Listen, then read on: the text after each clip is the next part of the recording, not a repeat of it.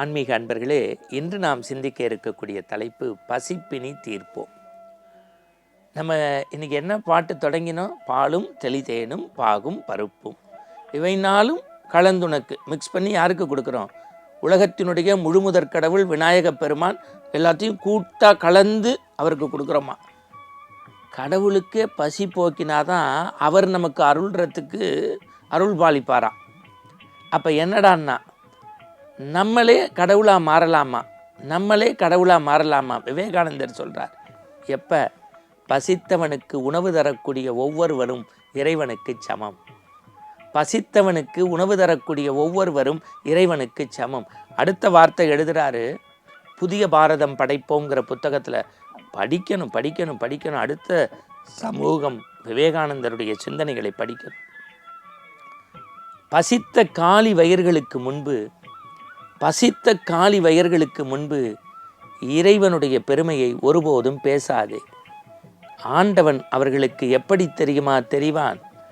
ஆண்டவன் ஏழைகளுக்கு ரொட்டி துண்டு வடிவிலே தெரிவான். என்ன சிந்தனை இல்லையா? அப்போ நம்முடைய பெரிய புராணமாக இருக்கட்டும், ஆழ்வார் பாசுரங்களாக இருக்கட்டும், அல்லது பக்தி இலக்கியங்களாக இருக்கட்டும், என்ன சொல்லுது? ஈந்து கொடுத்து மகிழுதல், பசிப்பினி போக்குதல், அதுதானே காலங்காலமாக நம்ம சொல்லிக்கிட்டு வரோம். அதை எவ்வளவு எளிமையாக விவேகானந்தர் சொல்லிட்டார். சார், இத்தனை ஆண்டுகள் கழித்தும் நாம் வள்ளலாரை தமிழ் சமூகம் சிக்கன பற்றி கொள்வதற்கு என்ன காரணம்? வாடிய பயிரை கண்டபோதெல்லாம் வாடினேன்.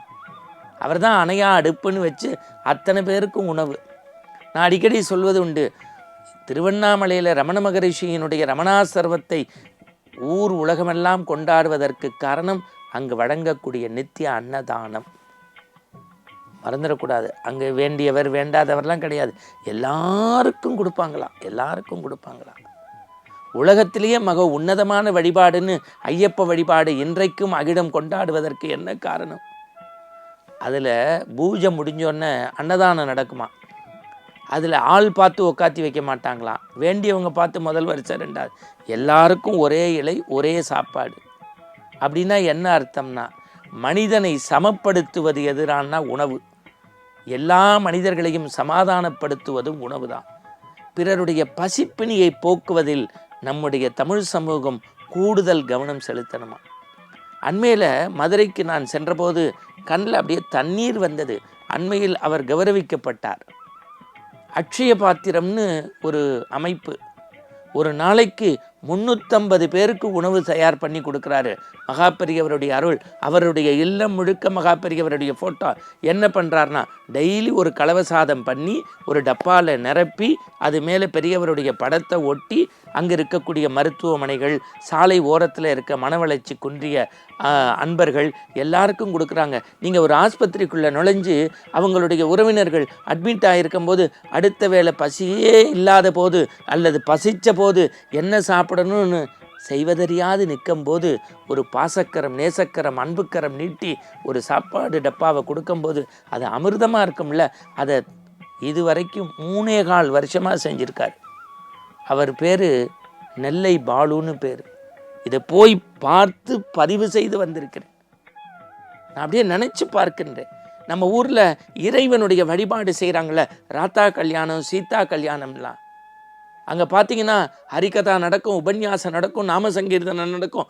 முடிஞ்சோடனே என்ன பண்ணுவாங்கன்னா சாப்பாடு போடுவாங்க. ஏன்? வந்தவர்கள் வயிறார உண்ண வேண்டும்.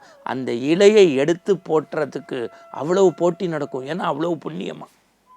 சாப்பிட்ட இலையை எடுத்து போட்டால் புண்ணியம், சாப்பாடு பரிமாறினா புண்ணியம்னா அப்போ சாப்பாடு போட்டால் எவ்வளோ புண்ணியம். அதனால தான் நம்ம படித்தோம் பாரதத்தில், எல்லாத்தையும் கொடுத்த கர்ணன் கொடுக்க மறந்தது அன்னதானம். ஆனாலும் அவனுடைய ஆள்காட்டி விரலை கடித்த போது பசி போக்கினிச்சு விண்ணுலகத்திலேயே. அவன் சாப்பாடு போடாட்டி கூட டெய்லி சாப்பாடு போடுற இடமாகிய அந்த விதுரனுடைய குடிசையை போர் வீரர்களுக்கு கை நீட்டி காமிச்சானா. அதோ அந்த விதுரர் குடிசையில், அந்த விதுரர் குடிசையில்னா சாப்பாடு போட்ட இடத்த காமிச்சதுக்கே புண்ணியம்னா அப்போ சாப்பாடு போட்டால் எவ்வளோ புண்ணியம் இருக்கும். நான் அப்படியே வியந்து போகிறேன். சாப்பாட்டில் பற்றி ரமணர் எழுதுகிறாரு, நீங்கள் அறுசுவை உணவோடு அகமகிழ்ந்து உணவு தர வேண்டும் என்கின்ற அவசியம் இல்லை. யாவருக்குமாம் இறைவருக்கு ஓர் பச்சிலை என்பதைப் போல ஒரு கைப்படி உணவையாவது எடுத்து நீங்கள் 5 அறிவு படைத்த விலங்குகளுக்கு செய்யுங்கள். 6 அறிவு படைத்த மனிதனுக்கு முகமலர்ச்சியோடு நீங்கள் தரக்கூடிய உணவில்தான் ஆண்டவனுடைய முகம் ஒளிந்திருக்கிறது. என்ன வார்த்தை? நீங்கள் தரக்கூடிய உணவில்தான் ஆண்டவனுடைய முகம் ஒளிந்திருக்கிறது. இன்னைக்கு கூட நீங்க நினைச்சு பாருங்க. வீடு கொடுத்தோம்னா பெரிய வீடு கேட்போம், பணம் கொடுத்தோம்னா பத்தாதும்போம், கார் கொடுத்தா பெரிய கார் கேட்போம். மனித வாழ்க்கையில் நிறைவு போதும் திருப்தின்னு மனிதன் சந்தோஷமாக சொல்கிற ஒற்றை வரி அது தெரியுமா? அப்பா இதுக்கு மேலே என்னால் சாப்பிட முடியாது, வாயை திறந்தா காக்கா கொத்திடும்பா. வயிறார சாப்பிட்றவனுடைய முகத்தை பார்த்துருக்கீங்களா? அது ஒரு செயற்கைத்தனம் இல்லாத, போலித்தனம் இல்லாத 1000 பல்புகள் ஒரே இடத்தில் வெளிச்சம் தருவதைப் போல பிரகாசம் மனித முகங்களில் பார்க்க முடியும் என்றால் அவனை வயிறார உணவு தருவது, வயிறார உணவு தருவது.